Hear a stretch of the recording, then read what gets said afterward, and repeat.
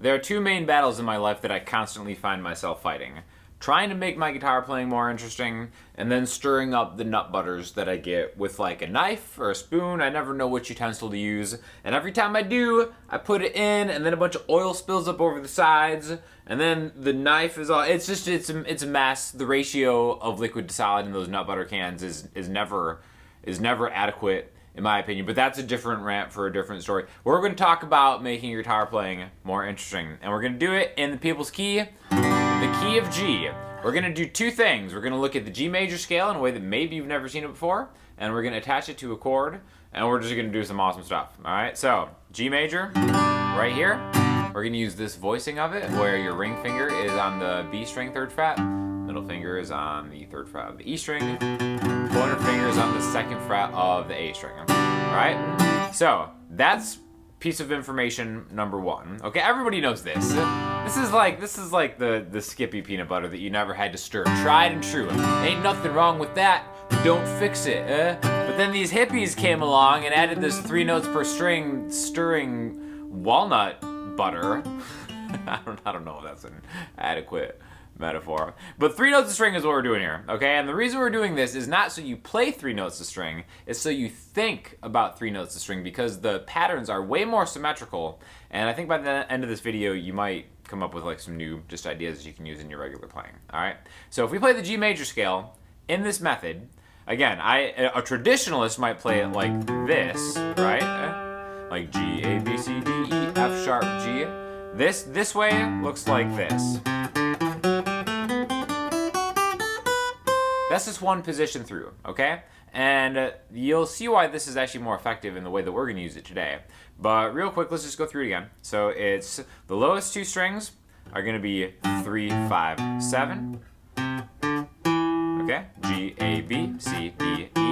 And again, don't feel like you have to reach. I think that's one of the things that like really turn people off from 3 notes per string, is like it seems like an insane reach. Again, it's being able to see the patterns rather than playing them. Eventually you'll play them too, but so those are the E and the A string. Then the D string and the G string are going to be 4, 5, 7, 4, 5, 7. Again, they're symmetrical, right? The exact same thing. And then 5, 7, 8, 5, 7, 8. Okay, so one pattern, and then it follows up identical. 1, identical, 1, identical. All right. How this is going to help us is we're going to start using this as a shape to double stop through things that we can play after a G major chord to make your playing more interesting and not frustrating, like that sunflower seed butter that I have in there. I know sunflower seed is not a nut, but I still count it in the nut butter realm, which is why I'm mentioning it. But here we go. G chord.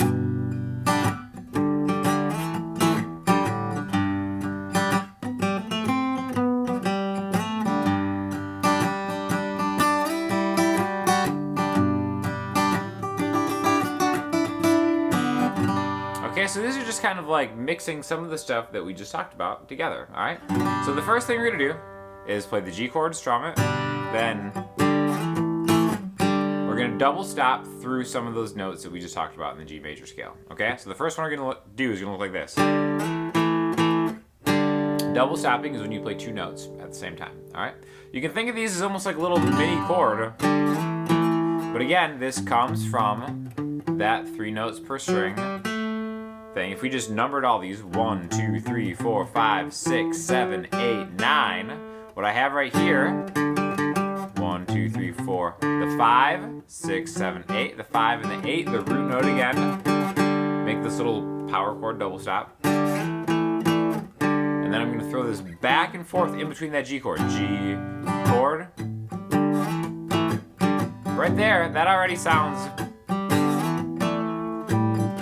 way more interesting, right? And anytime you play G major, you can kind of just take this, group of 4 notes and then really experiment with it however you want. You can do double stop, these little ham runs, all that stuff, right?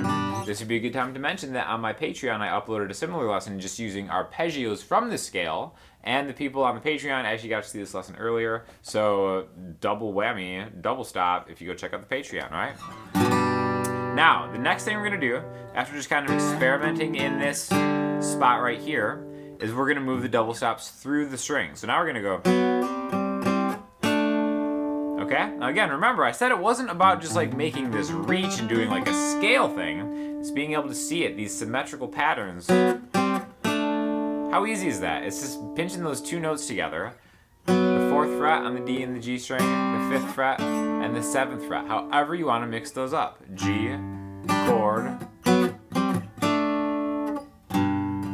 and D.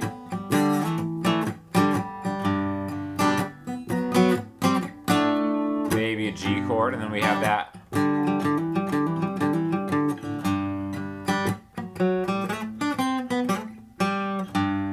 That's just running through that little part of the scale. And because it's so symmetrical, it's so easy to do, right? And it sounds great on this Taylor 816, which is what I'm playing, by the way. Another side note, this isn't sponsored or anything, but I will tell you that Taylor's doing that sale right now, which I definitely took advantage of back in the day. Every now and then they'll have a thing where if you're buying like a higher end Taylor, you get the option of getting a second Taylor for like either $100 or $200, depending on what you are looking at. So if you're thinking about getting a Taylor, now's the time to do it because you get that free either mini or $99 guitar. So check that out. Just letting you guys know, because it's something that I definitely would have been interested in. All right. Now from what we just went there, we can always do stuff that's not just a G major chord. Even though this is in the key of G major, again, there's a bunch of different chords in this key. Let's do the same thing, but now let's switch from a G to a C, but use those same notes that we talked about in that thing, right? So maybe for the G chord, we're gonna focus on that A and D string, madness, and then we go to the C chord, we'll do the D and the G strings together, okay? So for example, we'll have like a G major chord, maybe again, then C,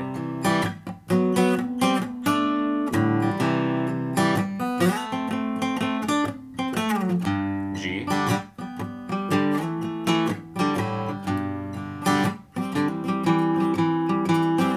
C,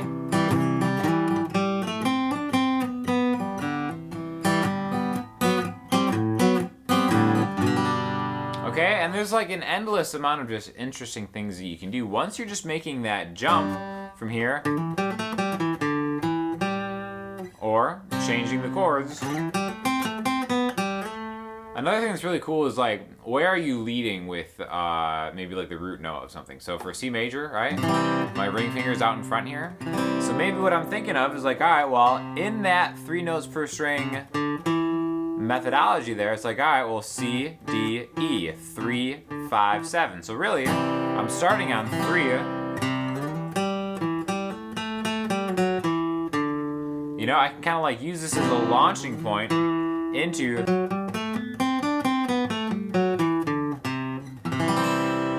just different things that I can kind of do all over the place, right? And again, it doesn't have to just be these chords. You can experiment with any chords that you want in this key. The main chords being G major, A minor, B minor, C major, D major, E minor, F sharp half diminished, and G. And again, you're going to find so many different chord progressions that use those chords. So really just challenge yourself to maybe just take some space in between.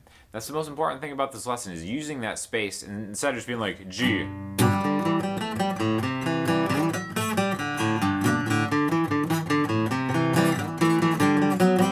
Like, it's like, I think I remember practicing that way, and it wasn't doing anybody good, especially people who could hear what I was doing. Leave that space. 1, 2, 3, 4, 1 and 2 and 3, 4, 1, 2, 3, 4, 1 and 2 and 3, 4, 1, 2, 3, 4, 1 and 2 and 3, 4, 1, 2, 3, 4, 1 and 2 and 3, 4, 1, 2, 3. You get the idea?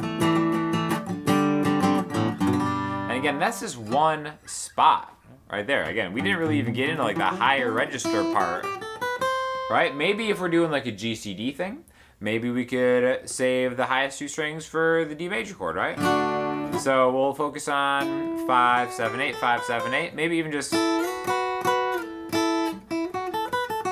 those 4 notes in particular. D, C, then G, D,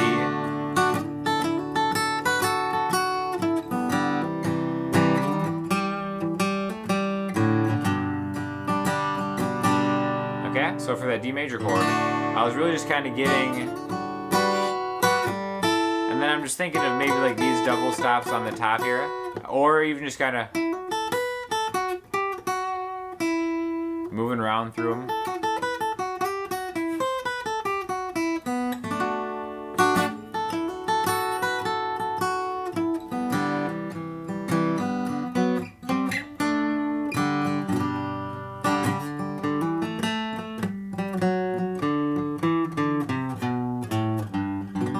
And again, it's all coming from thinking in this way, okay? And again, even if you play it like that, it really does help with your reach.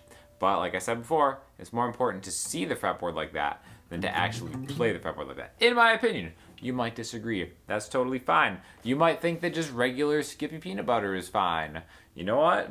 I'm not here to judge you, because I am definitely just a sucker for these nut butters. It's insane how much money I pay for these things to make my life more difficult. It's like I have the motion down so well. And then I take the knife out, and then there's like just a huge clump of it. Like you can't get the proper amount. Like whenever I go into one of those cans or those plastic canisters, I never come out with the amount of walnut butter or almond butter that I intended. It's always way too much or way too little, or it's just oil just spills out over the sides. So join me on my second channel, or maybe the Patreon will just be pure rants. Just endless rants. And also arpeggio moves in this same key. So thank you again for checking it out and considering the Patreon. Also, like I said, if you are in the market for Taylor, now's the time to get it, because again, I'm a huge Taylor guitar fan. You see me play them on my channel all the time. And again, why not have an extra one just sitting around that you can kind of just, toss around and have a good time with. So if you have any questions or comments, hit them in the comment section, Instagram, Twitter, or the website. I'll talk to you all soon. Thanks a lot.